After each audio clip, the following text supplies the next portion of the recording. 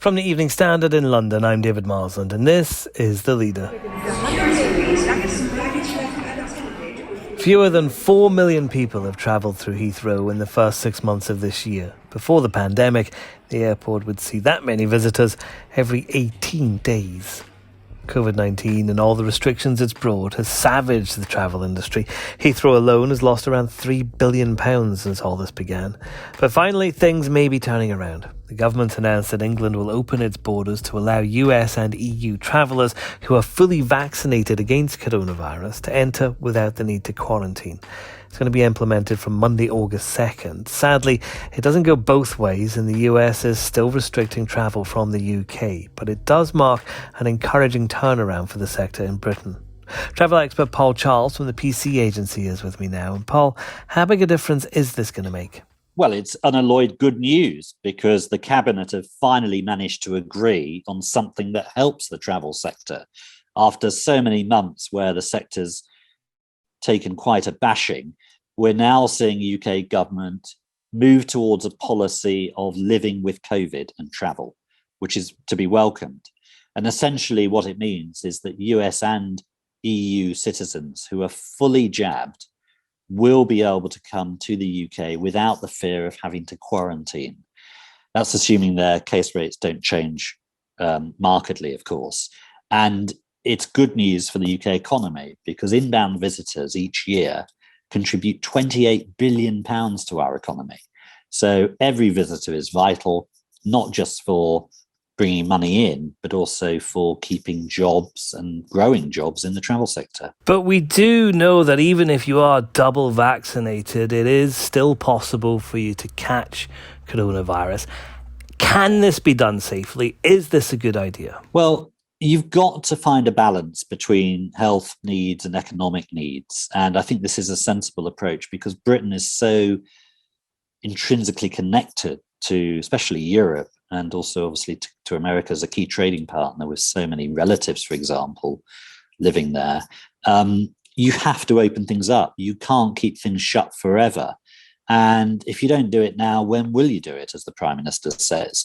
You have to encourage travel, and it can be done safely. There have been trials taking place in recent weeks involving British Airways, Virgin Atlantic, and American Airlines, who have been conducting trials using digital apps and photo evidence between Los Angeles and Heathrow, JFK and Heathrow, Chicago and Heathrow, as well as Athens and Heathrow. And those have been very successful.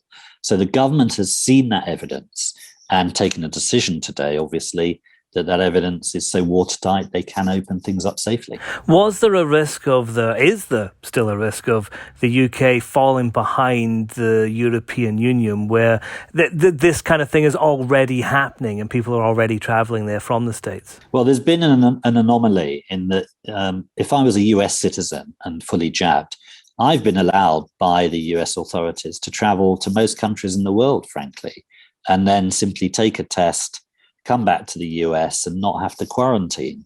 And the same applies to EU citizens. I could travel pretty well anywhere in the Schengen zone as a fully jabbed EU citizen and not have to quarantine when I came back. There are a few exceptions, but in the main, those are the rules. So the UK has been a bit of an outlier in terms of not enabling them to come into the UK and avoid quarantine. So it was a big gap. And I think the Treasury eventually realized last week that this had to change, that they were losing a lot of money. EU and US citizens were bypassing the UK, deciding to spend their money elsewhere. And that was creating a massive income gap for the UK and threatening tens of thousands of jobs, not just in travel, but in hospitality, in tourist attractions, in restaurants, all of those who rely on frequent US and EU citizens coming in. At the moment, it's not quite clear whether this real change will be adopted by the whole of the UK. But in a sense, Paul, it kind of has to, really, doesn't it? It certainly does. We've seen in the past, of course, different policies adopted by Nicola Sturgeon in Scotland, by the Welsh First Minister, and in Northern Ireland. But now they really need to come together. If I'm a US citizen taking advantage of Boris Johnson's newfound freedom policy, I could fly into Heathrow and simply drive to Scotland And frankly, the Scottish authorities wouldn't really know. So I think they're going to have to find a united policy here. One, because it's logistically difficult to stop inbound visitors driving into Wales or into Scotland. And secondly, to avoid confusion. The danger is if the other devolved administrations don't follow the same path, then there'll be confusion, especially in America. Americans may say, well, hang on, can I go to Scotland or not? The US, of course, Paul, still has restrictions on UK travellers arriving there. Is there any hope of attitudes changing around that? Part of the thinking of government here is it will act as a trigger to other nations to relax their restrictions on us. There has been tension between the UK and the US and frustration that Joe Biden's administration have not opened up to UK visitors more quickly. And that's because of concerns, of course, about the Delta variant and the growth of it in the US. Also with the slowdown of the vaccine rollout, of course, in the US. So yes, there's been frustration. There's a feeling that with this decision today, some nations will look more kindly on UK visitors. I wouldn't expect the US to fall into line that quickly. I still think we're some weeks off from them opening up to UK visitors. But I would expect some EU nations, especially Italy, for example, which has a 5-day mandatory quarantine on UK visitors, to relax those rules after this comes in, possibly as soon as next week.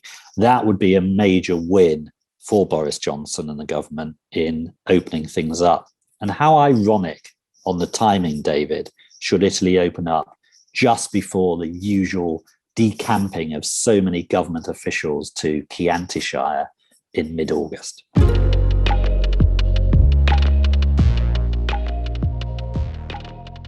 And that's The Leader. Join us again tomorrow at 4 p.m. for the latest news, analysis, interviews and features.